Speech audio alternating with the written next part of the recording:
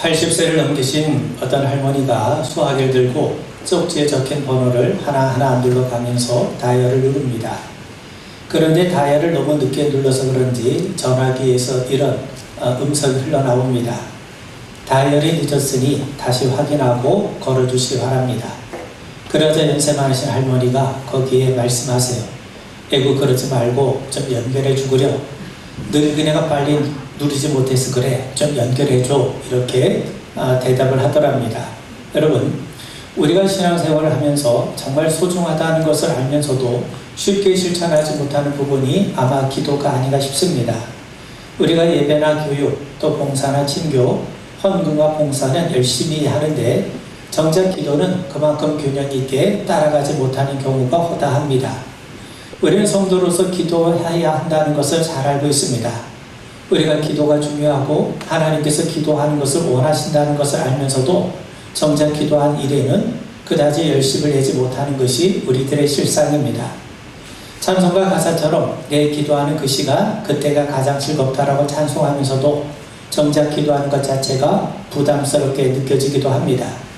그런데 우리 마음속에는 정말 하나님 앞에 기도하고 싶은 마음이 있는 것도 사실입니다. 여러분, 우리가 성경을 보면 여러 곳에서 기도의 능력과 우리가 기도해야 될 이유에 대해서 여러 가지로 말씀하신 걸 듣습니다. 우리가 아는 것처럼 히스기야는 병에 들자 하나님 앞에 기도했어요. 하나님께서 그의 기도를 들으시고 15년간의 생명을 연장시켜 주셨습니다. 우리도 히스기야의 기도와 같은 능력을 체험하고 싶은 마음이 있지 않겠습니까? 이스라엘 백성들이 금송아지를 만들고 우상숭배에 빠지자 하나님께서 이스라엘 백성들과 심판하시고 더 이상 그들과 함께 하지 않기로 작정을 하십니다. 그러자 모세가 하나님 앞에 간절히 중보기도 하죠. 그러자 모세의 기도를 들으시고 하나님께서 뜻을 바꾸시고 그들과 함께 동행하시기로 약속하십니다. 성경에 나오는 많은 내용들 중에 기도를 빼면 별로 남는 것이 별로 없을 정도로 성경은 기도에 대해서 많은 것을 우리에게 들려주고 있습니다. 예수님의 공생애도 마찬가지입니다. 예수님의 공생애 가운데서도 기도는 그분의 삶과 사역의 변두리가 아니라 중심의 자리를 차지하고 있었다는 것을 알게 됩니다. 오늘 35절을 보면 새벽 아직도 밝기 전에 예수께서 일어나 나가 한적한 곳으로 가서 거기서 기도하시더니, 새벽 아직도 밝기 전에, 새벽은 새벽인데 아직 해가 뜨지 않은 캄캄한 시각입니다. 동이 트기 전이죠. 그때 예수님께서 일어나셔서 한적한 곳으로 가셔서 기도하셨습니다. 요즘 말로 하면 새벽 기도하셨다는 말이죠. 여러분, 그때의 분위기, 배경을 우리가 좀 알 필요가 있는데, 예수님이 제자들과 함께 시몬의 집에 들어가세요.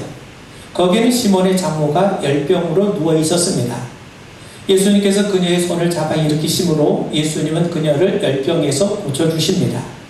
그러다 날이 저물 때 사람들이 많은 병자와 귀신들을 데리고 예수님을 찾아옵니다. 예수님은 그들을 마다하지 않으셨고 일일이 그들의 병을 고쳐주셨고 또 귀신 들린 자들의 귀신을 내쫓으셨어요. 그들이 예수님을 찾아온 시각이 날이 좁을 때입니다. 그렇기 때문에 예수님은 밤이 늦도록 병든 자들과 귀신 들린 자들과 더불어 마주 대하셨을 겁니다. 예수님은 성자 하나님이시지만 우리와 똑같은 육신으로 이 땅에 오셨기 때문에 그리고 밤새 그들을 대하시느라 무척 피곤하셨을 겁니다. 몸도 마음도 많이 지치셨을 겁니다. 그런데도 예수님은 새벽이 밝기도 전에 피곤한 몸을 이끄시고 한적한 곳으로 나가서 기도하셨다는 겁니다. 그렇다면 여러분, 왜 예수님은 새벽에 기도하러 가셨을까? 우리가 복음서를 보면 예수님의 공생애를 한가하게 보내신 것 같지 않습니다. 여러분, 요한복음 21장 25절 보면 예수께서 행하신 일이 이외에도 많으니 만일 낱낱이 기록된다면 이 세상이라도 이 기록된 책을 두기에 부족할 줄 아노라. 그만큼 예수님의 사역이 한가한 것이 아니라 매우 분주했고 매우 바쁘게 움직이셨다는 거죠. 그렇다면 다음 날을 위해서 잠을 충분히 주무시고 사역하신 것이 더 효과적이고 합리적일 텐데 왜 예수님을 한창 주무셔야 할 때 기도하러 가셨겠습니까? 여러분, 요즘 현대인들은 많은 질병에 시달림을 받고 있어요. 그 가운데 하나가 바로 수면 부족 현상입니다. 잠을 충분히 자는 것이 어려운 사람들이 의외로 많습니다. 숙면을 제대로 취하지 못한 사람들이 대단히 많은 거죠. 그래서 수면 사업이 새롭게 각광을 받고 있는 실정입니다. 여러분, 약국에 가시면 제일 많이 팔리는 약 가운데 하나가 진통제와 수면제입니다. 현대는 절대적으로 수면이 부족한 실정이죠. 오히려 틈만 나면 잠을 자야 할 정도입니다. 그런데 잠을 자야 할 시간을 주면서까지 기도하는 것이 과연 합리적일까? 우린 그런 의구심에 사로잡힐 때가 있습니다. 여러분, 예수님의 공생의 기간을 우리가 살펴보면 예수님의 사역은 주로 하나님 나라의 복음을 가르치시고 병든 자를 고치시고 귀신을 추방하는 일로 이루어져 있어요. 그런데 우리가 쉽게 간과하는 부분이 있습니다. 복음서는 예수님에 대해서 그 어떤 사역보다도 기도하는 모습을 많이 기록해 주고 있다는 사실입니다. 여러분, 예수님의 공생에 앞서 세례 요한에게서 세례를 받으셨어요. 그때 예수님이 세례 받으실 때 성경은 예수님이 기도하고 계셨다고 말씀합니다. 예수님이 기도하고 계실 때 하늘이 열렸고 성령이 비둘기같이 임했고 하나님으로부터 음성이 들렸던 겁니다. 예수님이 나병 환자를 고치시자 많은 사람들이 몰려들었죠. 그때도 예수님은 따로 그들을 피해서 한적한 곳에 가서 기도하고 계셨어요. 12제자를 선택할 때도 예수님은 밤새 기도하신 다음에 12명의 사람을 제자로 선택해서 그들을 사도로 부르셨습니다. 변화산의 이야기를 우리가 잘 압니다. 여러분, 예수님은 용모가 변화되고 옷이 휘어져 광채나는 영광을 드러내셨어요. 그렇게 예수님이 변화된 모습이 어느 때 이루어졌습니까? 예수님이 기도하고 계실 때 그런 역사가 펼쳐졌던 겁니다. 여러분, 무리들이 예수님을 좋게 여기고 왕으로 세우려고 했을 때에도 예수님은 그들을 피해서 한적한 곳에 가셔서 기도하고 계셨어요. 겟세마네 동산에서는 땀이 핏방울처럼 떨어지듯 하나님 앞에 간절하게 기도하신 예수님이십니다. 그렇게 보면 예수님의 공생애 가운데 기도는 그분의 일상과 그분의 사역과 뗄 수 없는 아주 긴밀하게 연결되어 있어요. 그분의 일과에는요, 항상 기도가 있었던 겁니다. 기도는 그분의 습관이요, 그분의 일상이었던 거죠.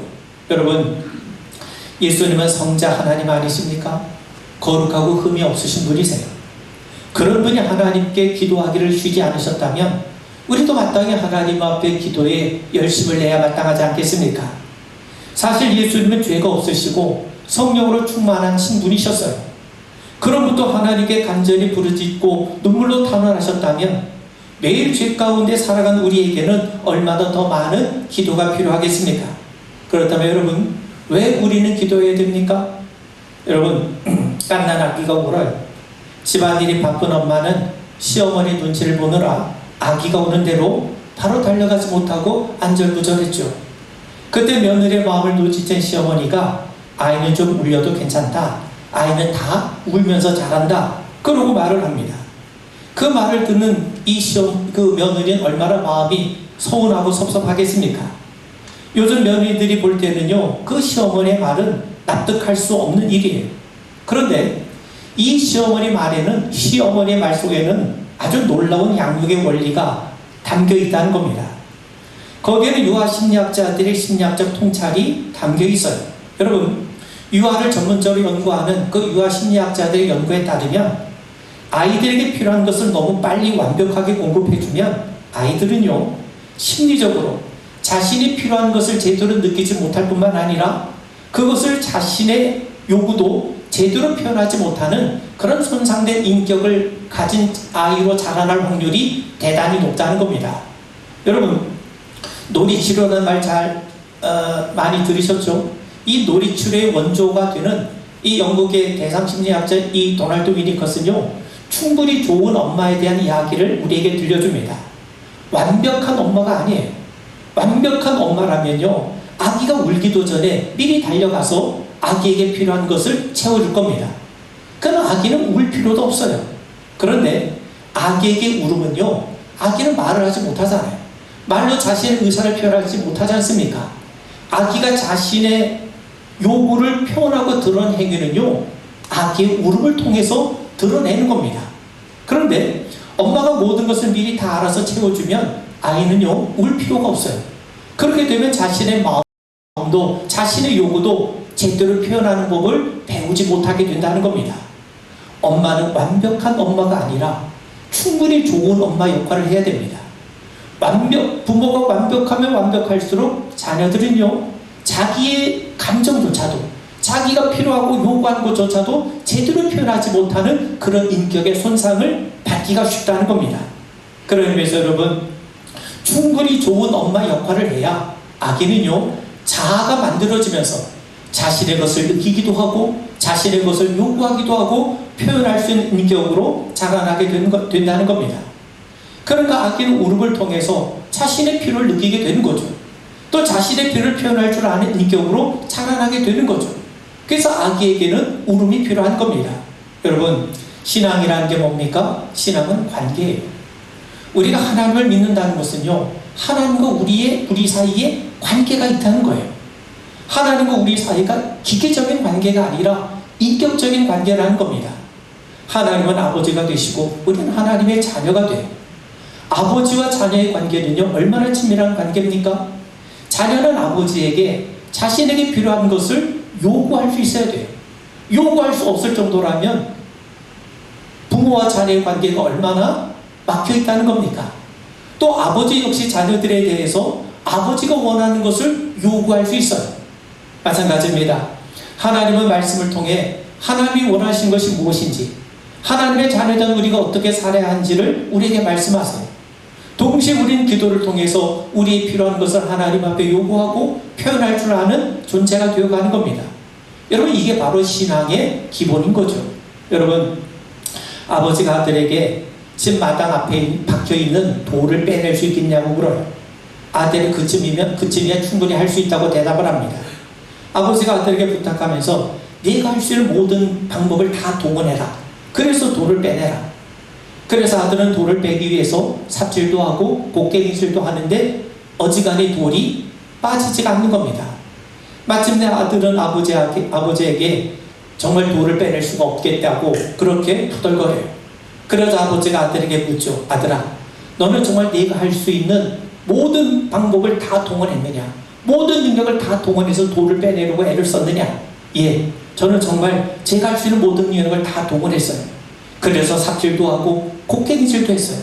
근데 제 힘은 도저히 돌을 빼낼 수가 없었어야 하더랍니다. 그러자 아버지가 말을 하죠. 너는 네가 할 수 있는 능력을 다 동원하지 않았다. 너는 얼마든지 아버지께 도와달라고 요청할 수 있었다. 그런데 너는 내 도움을 요청하지 않았다는 거죠. 여러분, 우리는 하나님께 필요하다고 말할 수 있어야 됩니다. 하나님의 도움이 필요하다고 요구할 수 있어야 됩니다. 하나님 아버지께 구할 수 있고 요구할 수 있고 자기의 마음과 형편을 말씀드릴 수 있어야 돼요. 내가 할 수 없고 능력이 없고 무지할 때 정말 하나님 앞에 도움을 요청할 수 있는 능력, 그게 바로 진정한 능력 아닙니까? 그런 의미에서 기도는 능력이에요. 하나님께 의존하는 것이고 하나님께 부탁하는 것이기 때문에 그렇습니다. 하나님을 의존하는 능력이야말로 영적 능력의 본질이에요. 여러분, 사람은 신뢰하지 않으면 맡길 수가 없죠. 의지할 수가 없죠. 부탁할 수가 없죠. 그만큼 내가 하나님께 의존하고 하나님께 부탁한다는 것은 그만큼 내가 하나님을 의지하고 하나님을 신뢰한다고 하는 우리 신앙의 고백이 되는 겁니다. 하나님을 의존하는 능력이 곧 하나님을 신뢰하는 능력이 되는 거예요. 그러므로 성도의 능력은요, 하나님의 능력을 요구할 수 있는 능력, 곧 기도의 능력이 되는 겁니다. 여러분, 제가 강화에서 목회할 때 도로 확장 사업으로 인해서 교회 마당 일부가 도로에 편입이 됐습니다. 시공사에서는 도로에 인접한 마당에, 이 잘려져난 마당에 시멘트로 석축을 쌓아주겠다고 합니다. 근데 시멘트로 석축을 쌓으면 미관상 그리 좋아 보이지 않죠. 그래서 시공사를 찾아가서 시멘트 대신 돌로 좀 쌓아주면 어떻겠느냐고 요청을 했어요.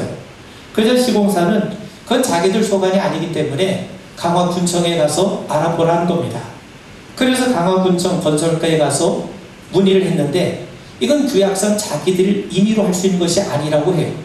그러면서 강화군수가 최종 결재권자니까 그분을 통해서라면 가능할지 모른다고 귀뜸을 해줍니다. 근데 다행히도 강화군수를 그때 제가 개인적으로 잘 알고 있었던 터였기 때문에 군수님을 찾아가서 사정을 말씀을 드렸어요. 그랬더니 그분이 하신 얘기가 교회도 공적인 기관이고 미관도 굉장히 중요하다면서 바로 그 자리에서 시멘트 대신 돌로 쌓아줄 것을 결제를 해줬습니다. 그래서 교회 마당 앞을 시멘트 대신에 돌로 쌓을 수 있었던 거죠. 여러분, 제 능력입니까? 아니에요. 군수의 능력이죠. 저는 단지 군수에게 요청을 했을 뿐입니다. 그랬더니 군수의 마음이 감동이 되어서 움직여서 교회 미관을 더욱더 아름답게 꾸밀 수 있게 되었다는 겁니다. 여러분, 세상을 창조하시고 주관하신 분이 하나님이시죠. 인생의 크고 작은 일들이 하나님 주권하에 움직입니다. 그렇다면 우리는 정말 누구의 도움을 받아야 되겠습니까? 당연히 창조주의 도움을 받아야 마땅하지 않겠습니까? 최종 결재권자이신 하나님께 도움을 구해야 되지 않겠습니까? 하나님은 우리가 필요를 느끼고 표현하고 간구하는 존재가 되길 원하세요. 하나님은 우리가 하나님 앞에 나와 기도하길 원하세요. 기도를 통해 하나님과 우리의 관계가 더 친밀하고 더 깊어지길 원하신다는 겁니다. 여러분, 예수님이 마가복음 10장 45절에서 뭐라고 말씀하냐면, 인자가 온 것은 섬김을 받으러 함이 아니라 도리어 섬기려 하고 자기 목숨을 많은 사람들의 대속물로 주려 함이니라. 여러분, 예수님은 섬기기 위해서 오셨어요. 그것도 보통 섬김이 아니라 자기 생명을 아낌없이 우리에게 내어주시면서 우리를 구원하시고자 하는 그 섬김을 위해서 오셨어요. 작은 일이 아니죠. 엄청나게 큰 일이죠. 여러분, 신앙의 성장과 성숙을 어떻게 우리가 가늠할 수 있는지 아십니까? 여러 가지가 있을 수 있겠지만 예수님의 말씀에 따르면 섬김을 통해 알 수가 있어요. 섬김이 깊은 만큼 우리의 신앙은 깊어집니다. 섬김의 대상이 많아지는 것만큼 우리의 신앙은 풍성해져요. 우리가 섬김이 깊어지고 섬김의 대상이 많아진다는 건 뭡니까? 우리가 섬길 일이 많아진다는 거죠. 섬길 일이 많아진다는 것, 그만큼 그것을 섬길 수 있을 만큼 능력이 우리에게 필요하다는 겁니다. 그래서 섬김이 많아지면 많아질수록, 섬김이 깊어지면 깊어질수록 우리는 하나님께 의존할 일이 많아지는 거예요. 그래서 우리가 하나님 앞에 기도할 수밖에 없는 겁니다. 여러분, 예수님은 얼마나 이 섬김이 모든 인류를 위한 섬김 아닙니까? 그리고 그 섬김은 그냥 평범한 섬김이 아니라 자기의 생명을 드리는 섬김이에요. 그 일을 위해서 얼마나 예수님이 능력이 필요했겠습니까? 그래서 예수님은 늘 한적한 곳에 하나님 앞에 엎드리면서 하나님 앞에 기도하고 하나님 앞에 간구하셨던 겁니다. 사랑하는 성도 여러분, 우리의 섬김이 깊어지고 섬김의 대상이 많아질수록 그 섬김을 위해 하나님의 능력이 우리에게 공급되어야 되지 않겠습니까? 그런 의미에서 여러분, 섬김이 많을수록, 직분자일수록 더 많이 기도해야 됩니다. 왜냐하면 우리의 섬김과 실천이 겸손하고 정말 주님이 기뻐 받으시는 사역이 되는 것은요, 간단한 성찰, 간단한 훈련, 또는 그런 결심으로 되는 게 아닙니다. 이건 성령의 능력을 통해서만 이루어지는 거예요. 오직 기도로만 이루어지기 때문입니다. 인간의 노력이나 열심으로 되는 것이 아니라 하나님의 능력과 연결이 되어서 하나님의 능력이 우리의 삶 가운데 역사해야만 이루어질 수 있는 일이기 때문에 그런 것이죠. 여러분, 예수님은 당신의 사역 앞에 늘 먼저 하나님 앞에 기도하셨어요. 기도 없이 행하신 일이 없습니다. 예수님이 그러하셨다면 우리는 오죽 더 기도에 마땅하지 않겠습니까? 바울이 우리에게 위로가 되는 말씀을 들려줍니다. 우리가 아는 것처럼 로마서 8장 26절 이하를 보시면, 이와 같이 성령도 우리의 연약함을 도우시나니 우린 마땅히 기도할 바를 알지 못하나 오직 성령이 말할 수 없는 탄식으로 우리를 위하여 친히 간구하시느니라. 마음을 살피신 이가 성령의 생각을 아시나니 이는 성령이 하나님의 뜻대로 성도를 위하여 간구하심이니라. 우리가 알거니와 하나님을 사랑하는 자 곧 그의 부르심을 입은 자들에게는 모든 것이 합력하여 선을 이루느니라. 우리의 연약한 기도를 할지라도 성령이 도우신다는 거예요. 그리고 우리가 하나님의 뜻대로 그 일을 행할 수 있도록 우리를 위해서 친히 간구하신다는 겁니다.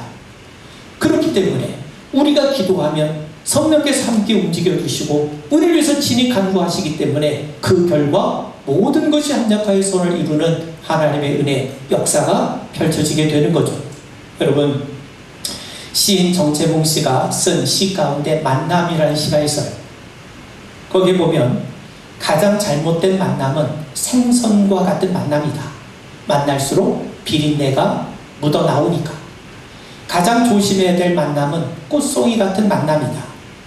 피어있을 때는 환호하다가 시들면 버리니까. 가장 비천한 만남은 건전지 같은 만남이다.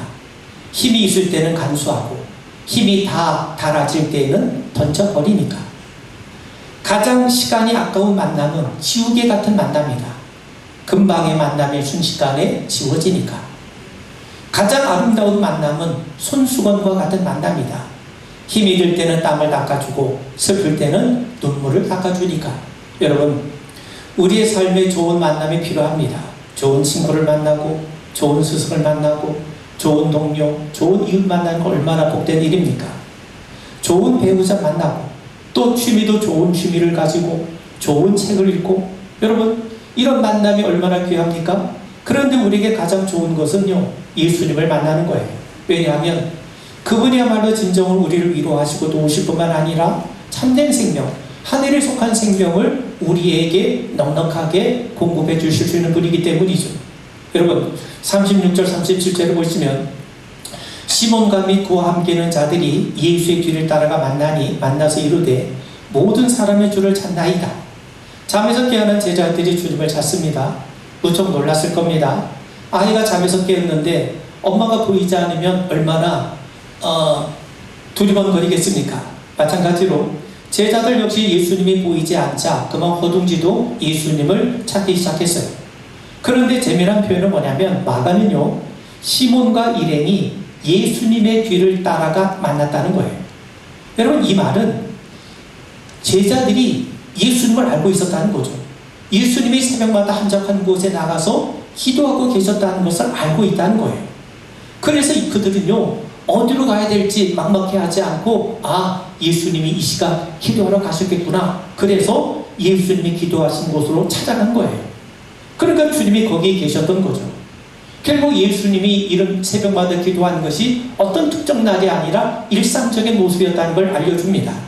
그러자 그들이 예수님을 찾아가서 말씀을 드려요. 모든 사람이 주를 찾나이다. 여기서 모든 사람들이 주님을 찾고 있다고 말씀을 드립니다. 자, 이 말은요, 모든 사람이 예수님을 찾고 있다는 말은 예수님이 모든 사람들에게 필요하다는 말 아닙니까?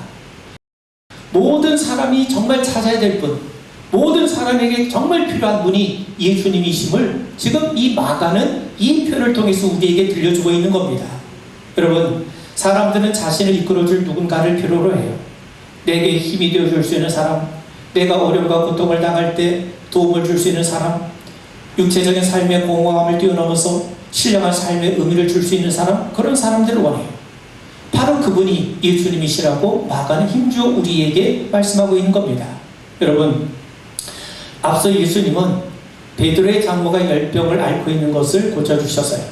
30절에 보면 시몬의 장모가 열병으로 누워있는지라, 열병으로 누워있다는 겁니다. 과거 미완료형이에요. 열병이 장기적으로 오랫동안 지속되는 상태입니다.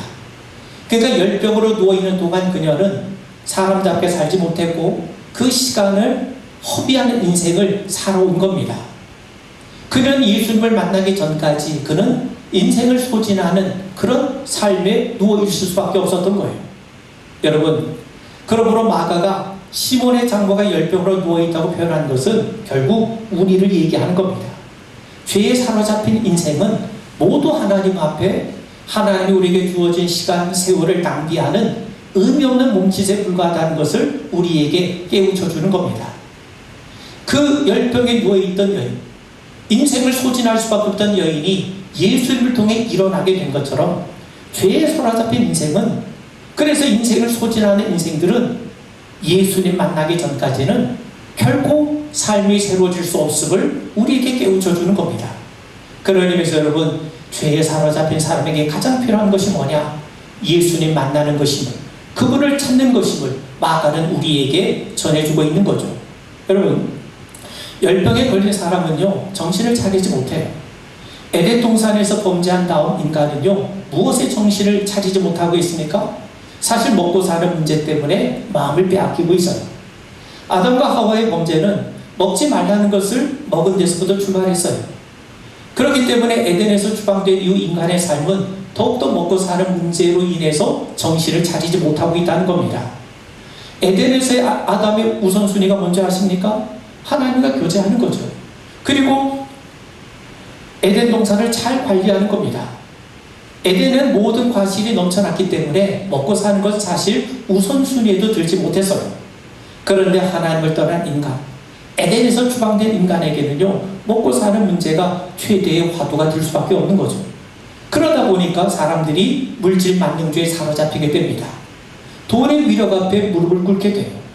그러다 보니까 하나님보다 만물을 섬기는 모습에 사로잡히게 되었던 거죠.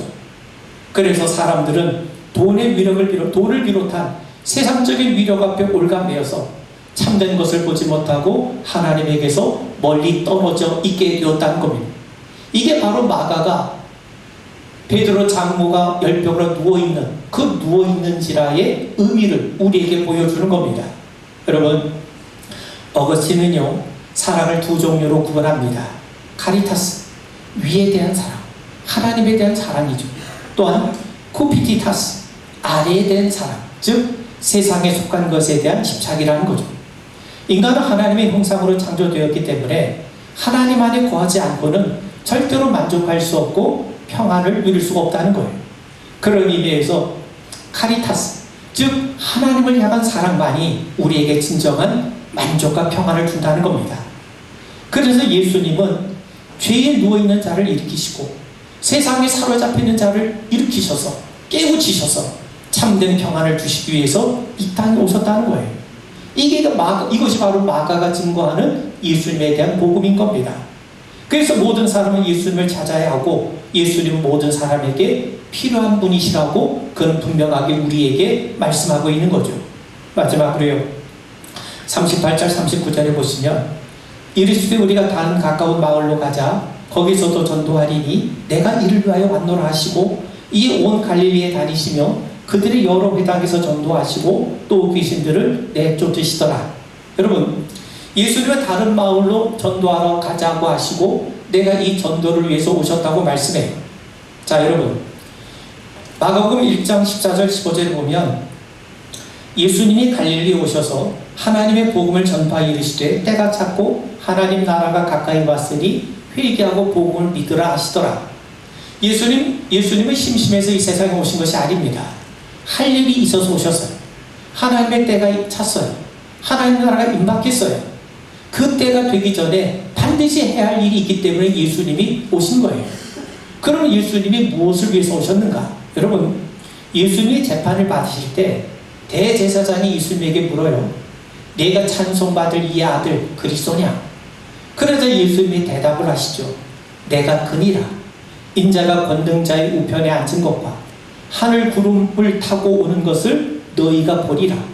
그러자 대제사장이 옷을 찢으며 미친 듯이 날뛰기 시작합니다. 여러분, 당시 예수님을 제외하고 어느 누구도 자신을 인자라고 부르지 않습니다. 오직 예수님만 자신을 인자라고 불러요. 그러시면서 인자가 전능자의 우편에 앉은 것과 하늘 구름을 타고 오는 것을 너희가 보게 되리라 라고 말씀합니다. 여러분, 성경에 나오는 인자는 단순히 사람의 아들이라는 뜻이 아닙니다. 그 인자에 대해서 우리에게 말씀해 준 자가 다니엘입니다. 다니엘 7장 13절 14절에 보면 내가 또 밤 환상 중에 보니 인자 같은 이가 하늘 구름을 타고 와서 옛적부터 항상 계신 이에게 나아가 그 앞으로 인도되며 그에게 권세와 영광과 나라를 주고 모든 백성과 나라들과 다른 언어를 말하는 모든 자들이 그를 섬기게 하였으니 그의 권세는 소멸되지 아니하는 영원한 권세요 그의 나라는 멸망하지 아니할 것이니라. 여러분, 지금 예수님은 나는 다니엘이 말한 그 인자라고 선포하고 계시는 거예요. 다니엘이 말한 인자는 하나님의 권세를 가지고 와서 세상을 다스리시는 왕입니다. 그분으로 예수님이 오셨다는 거예요. 그런 의미에서 여러분, 예수님은 다니엘이 말한 그 인자가 곧 자신이라고 선포하고 계시는 겁니다. 유대인에게 구름은 하나님의 임재와 영광을 상징합니다. 하나님이 계신 곳에서는 언제나 구름이 임했어요. 성막에도 임했고 신의 산에도 임했고 성전에도 임했어요. 그리고 마지막 날 예수님은 심판을 위해 세상에 임하실 때 구름을 타고 오실 겁니다. 예수님의 손오공이란 말이 아니라 예수님이 구름을 타고 오신다는 말은 곧 예수님이 하나님이시라는 거예요. 그분이 진정한 그리스도가 되신다는 거예요. 그분이 구원자, 심판자, 왕이시라는 겁니다. 예수님은 이 소식을 전하기 위해 다른 마을에 가서도 전도하시겠다는 겁니다. 예수님에게는 전해야 될 소식이 있어요. 하나님 나라가 왔다는 소식이죠. 사람들이 기대한 모습은 아니지만 그들이 오랜 세월 학수고대하며 기다렸던 하나님의 구원이 세상 속으로 침입해 들어오고 있다는 사실 아닙니까? 여러분, 그래서 우리는 들어야 됩니다. 복음을 들어야 돼요. 그리고 전해야 됩니다. 하나님 나라가 왔다는 사실을, 예수님만이 그리스도가 되시고 그분이 진정한 왕이라는 사실을 전해야 됩니다.